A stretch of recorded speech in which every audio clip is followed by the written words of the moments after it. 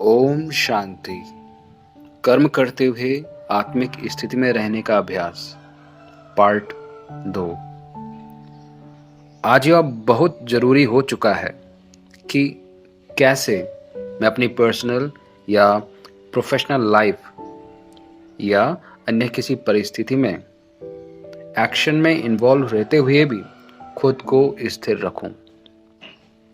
अभी तक हम जब भी यह जानने की कोशिश करते हैं कि मैं कौन हूं, तो मिरर में देखने से खुद का बाहरी स्वरूप ही नजर आता है, हमारी बॉडी।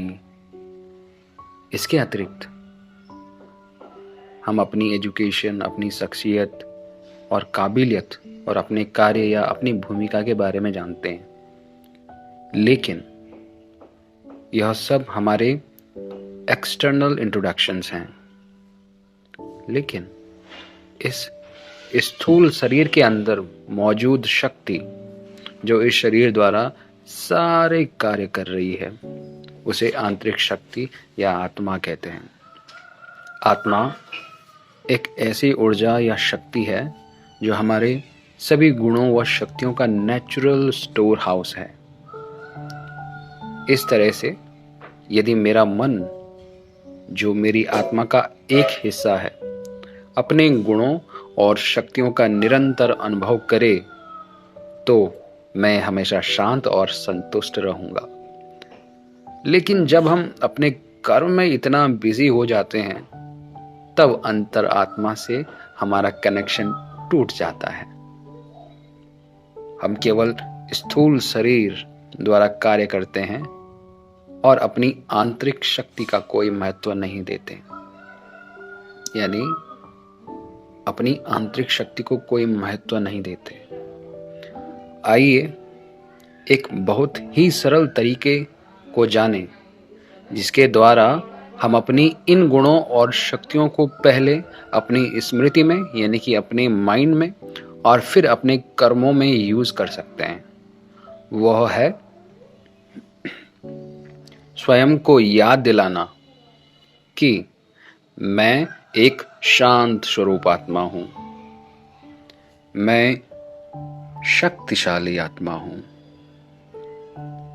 मैं पवित्र आत्मा हूं, मैं ज्ञान स्वरूप आत्मा हूं, मैं आनंद स्वरूप आत्मा हूं, मैं प्रेम स्वरूप आत्मा हूं, मैं परमात्मा का बच्चा हूं। मेरे परमात्मा मेरे साथ हर पल, हर क्षण, हर समय है। वो मेरा दोस्त भी है, मेरा फैमिली मेंबर भी है, मेरे पिता भी हैं। सब रिश्ते मेरे उसके साथ हैं। मैं सारी बातें उससे करता हूँ। परमात्मा का हाथ और उनका साथ हमेशा मेरे साथ है।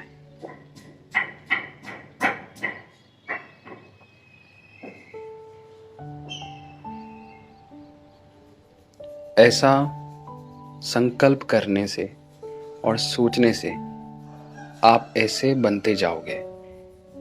इन्हें स्वमान कहा जाता है। स्वमान का मतलब होता है, स्व मतलब अपना, मान मतलब जो हम हैं। स्व मतलब मैं मतलब कौन? आत्मा, सोल।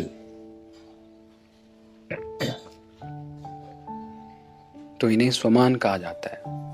जितना अधिक मैं इन गुणों और शक्तियों को कार्य में लगाऊंगा, उतना ही मेरे काम सुनियोजित हो जाएंगे और मैं इनमें बहुत ज़्यादा इन्वॉल्व नहीं होऊंगा। साथ ही मैं इन्हें बहुत अच्छे से कर पाऊंगा, क्योंकि मेरा मन फोकस्ड, चित्त और भरपूर है। इसे ही आत्मिक स्थिति कहते हैं। और शरीर द्वारा स्थूल कर्म, स्थूल का मतलब होता है जितने भी हम ये एक्सटर्नल काम कर रहे हैं इस शरीर में रहकर, वो सारे स्थूल कर्म होते हैं। शरीर द्वारा स्थूल कर्म करते समय मन की यह स्थिति उस कर्म प्रधान स्थिति से बहुत ऊंची है। यह कल भी जारी रहेगा। ओम शांति। Thank you so much.